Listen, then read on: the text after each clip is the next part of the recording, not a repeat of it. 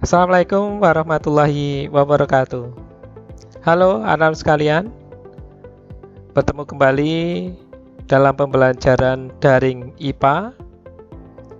Semoga anak sekalian dalam keadaan sehat, tetap semangat dalam belajar, dan tentunya segala aktivitas sekarang ini harus sesuai dengan protokol kesehatan. Yang pertama tentunya rajin cuci tangan, menjaga jarak, dan juga tidak lupa setiap kita keluar rumah selalu menggunakan masker. Baiklah anak sekalian, pada pembelajaran daring kali ini kita akan membahas mengenai teknologi perkembangbiakan tumbuhan dan hewan. Bagian yang dipelajari pada kesempatan kali ini nanti adalah tentang teknologi perkembangbiakan tumbuhan, dan yang kedua adalah teknologi perkembangbiakan pada hewan. Tentunya tetap bersama saya, yaitu Supedi Sartono, SSI. Baik, anak sekalian, kita akan langsung menuju tujuan pembelajaran pada pertemuan daring kali ini.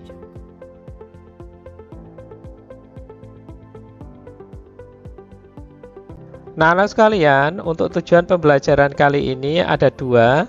Yang pertama adalah menjelaskan penerapan teknologi perkembangbiakan pada tumbuhan. Yang kedua, anak sekalian, setelah mempelajari mengenai bab teknologi perkembangbiakan ini, tujuan yang kedua, anak sekalian bisa menjelaskan tentang penerapan teknologi perkembangbiakan pada hewan.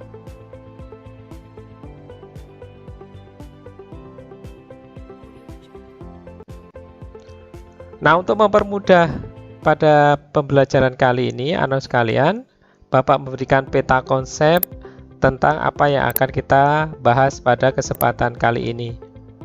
Berhubungan dengan teknologi perkembangbiakan, ada dua, yaitu teknologi perkembangbiakan pada tumbuhan dan teknologi perkembangbiakan pada hewan.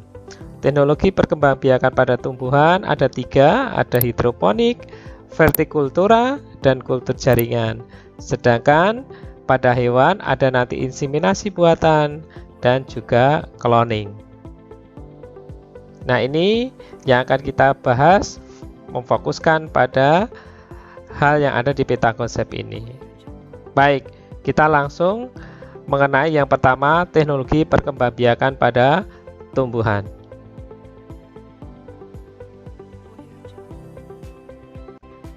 Nah, teknologi perkembangbiakan pada tumbuhan yang pertama adalah hidroponik. Anak sekalian pasti pernah melihat seperti ini. Ya, sekarang sudah merambah kemana-mana. Ada tumbuhan menggunakan medianya ada di situ, ada media tanamnya menggunakan peralon yang dikasih lubang-lubang. Ya, seperti ini juga. Ya, ini namanya adalah tanaman dengan metode hidroponik. Nah, apa sebenarnya itu hidroponik? Ya. Jadi hidroponik merupakan cara penanaman tumbuhan dengan menggunakan larutan nutrisi dan mineral dalam air tanpa menggunakan tanah. Jadi medianya utama adalah mineral dan nutrisinya dalam air tanpa menggunakan tanah. Beberapa tanaman yang ada di darat seperti sayuran, paprika, tomat, timun, terong, dan selada dapat juga ditanam secara langsung dalam wadah ini karena membutuhkan nutrisi atau dengan tambahan medium yang tak larut dalam air. Bisa juga menggunakan kerikil, arang, sekam, spons, serbuk kayu, dan lain sebagainya. Ya, jadi bisa saja ya, medianya tanpa harus menggunakan tanah. Ya. Konsep ini ditemukan oleh ilmuwan karena tumbuhan menyerap nutrisi yang penting dalam bentuk ion-ion yang terlalu dalam air. Itu konsepnya, sehingga bisa menggunakan metode hidroponik. Ini adalah teknologi perkembangbiakan pada tumbuhan, dan pada masa pandemi ini banyak ya yang menggunakan metode ini, anak sekalian ya. Di samping untuk waktunya di rumah semakin banyak, sehingga mereka ingin memanfaatkan waktu luang itu dengan bermanfaat, yaitu dengan menggunakan tanaman hidroponik dengan tempat yang lebih sempit, tidak harus dengan luas di lingkungan rumahnya.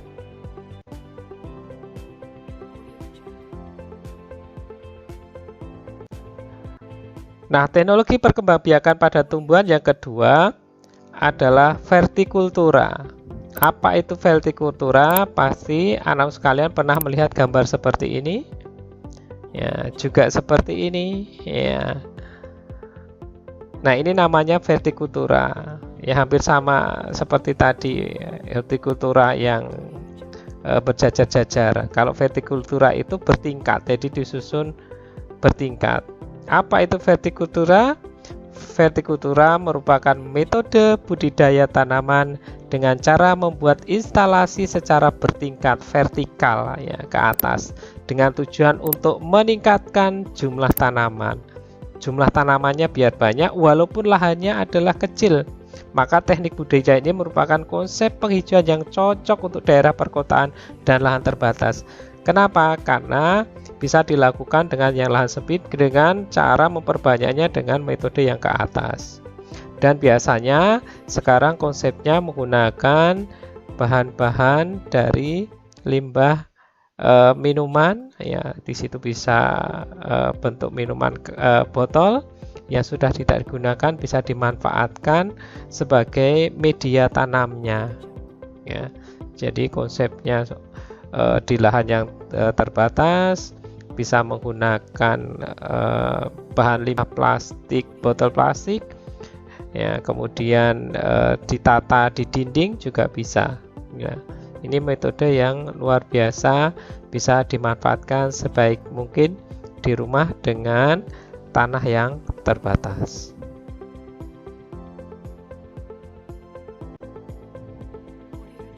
Teknologi perkembangbiakan pada tumbuhan yang ketiga yang kita bahas kali ini adalah namanya kultur jaringan. Ya, seperti apa gambarnya kita lihat. Nah, ini media tanamnya ya berupa botol ya. Nah, di situ juga ya. Nah, ini. Ya. Nah, kultur jaringan tumbuhan itu apa? Jadi kultur jaringan adalah suatu metode perbanyakan tumbuhan dengan cara mengambil suatu bagian dari tanaman, misalkan sel atau sekelompok sel, jaringan atau bahkan organ, di mana bagian tanaman yang telah diambil tadi ditumbuhkan dalam kondisi steril pada medium yang mengandung nutrisi dan zat pengatur tubuh.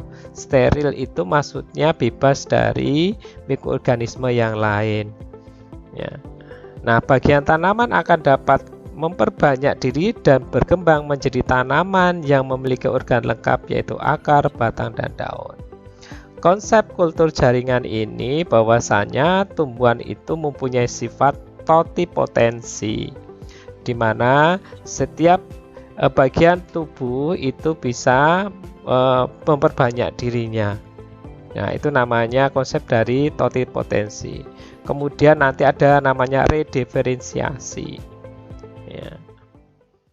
Sehingga kultur jaringan bisa digunakan sebagai konsep untuk memperbanyak tumbuhan dalam jumlah yang banyak dan dalam waktu yang singkat. Kelemahannya dalam kultur jaringan anak sekalian adalah sifatnya akan sama semua dengan induknya. Itu kelemahannya. Tetapi ya kelebihannya adalah kita dapat memperbanyak jumlah tanaman dengan cepat dan dalam jumlah yang banyak. Itu dengan metode kultur jaringan. Mungkin agak lebih rumit karena butuh yang steril, ya, yang tempat yang steril. Ya, biasanya ini digunakan di ada namanya laboratorium kultur jaringan. Ya, ya. Beda dengan tadi hidroponik maupun vertikultura. Ya, ini adalah 3 teknologi perkembangbiakan pada tumbuhan yang biasa dilakukan di dalam kehidupan kita, ya, dan lebih banyak adalah tadi hidroponik dan vertikultura. Kalau kultur jaringan biasanya dilakukan di skala lab, di media di kondisi yang steril. Kalau yang tadi vertikultura dan hidroponik tidak perlu yang steril.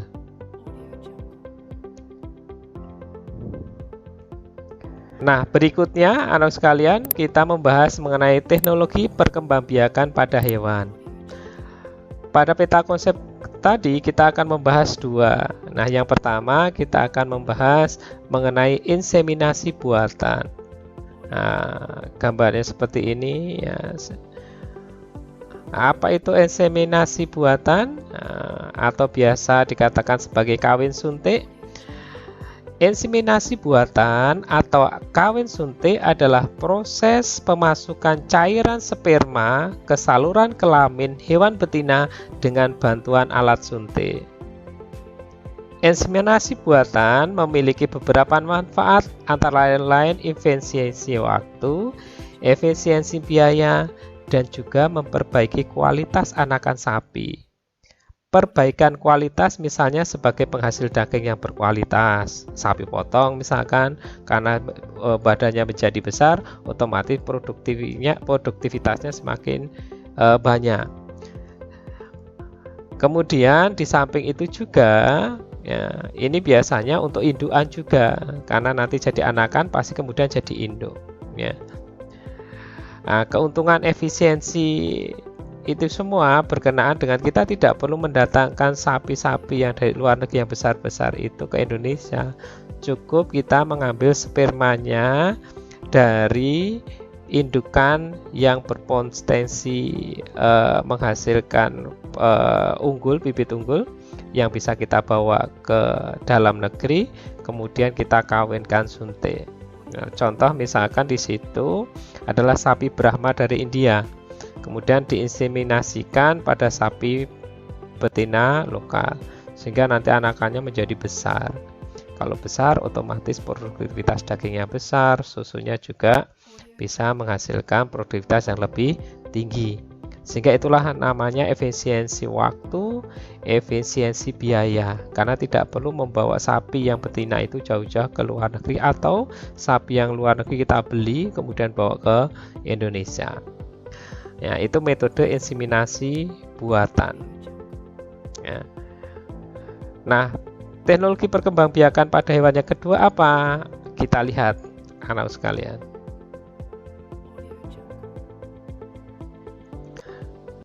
Nah, teknologi perkembangbiakan pada hewan yang kedua adalah cloning.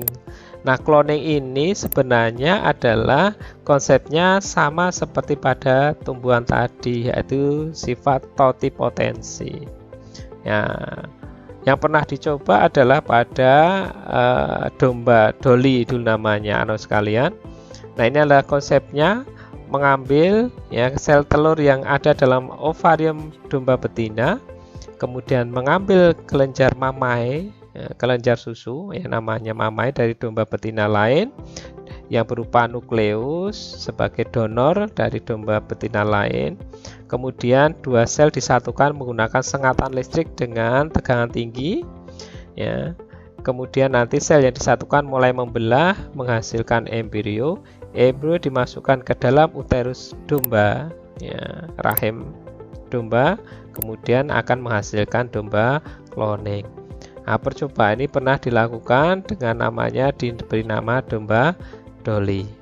Nah, sebenarnya cloning itu apa? Cloning itu merupakan cara reproduksi hewan untuk memperoleh keturunan yang identik. Identik berarti sama dengan induknya, dengan memasukkan inti sel donor ke dalam sel telur induk yang telah dihilangkan inti selnya. Ya, tadi ya saya sudah sempat cerita di sini sel telur induknya dikeluarkan, kemudian diganti dengan sel induk dari betina lain, kelenjar mamai, kemudian disatukan menggunakan sengatan listrik. demikian akhirnya menyatu, embrionya sel telurnya membelah menjadi embrio kemudian dimasukkan ke uterus betina, kemudian menghasilkan domba cloning yang dulu dinamakan sebagai domba Dolly. Nah, ini adalah dua teknologi perkembangbiakan pada hewan. Satu tadi adalah inseminasi buatan yang biasa dilakukan untuk sapi, yang kedua adalah cloning.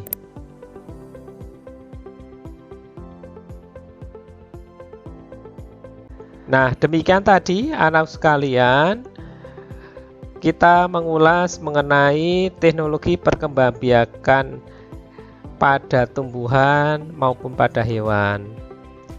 Ya, pada intinya semua teknologi itu adalah untuk memberikan hasil yang lebih baik, baik itu untuk anakannya maupun menghasilkan produktivitas yang lebih tinggi, karena pengennya adalah sesuatu yang baru yang sesuai dengan keinginan kita.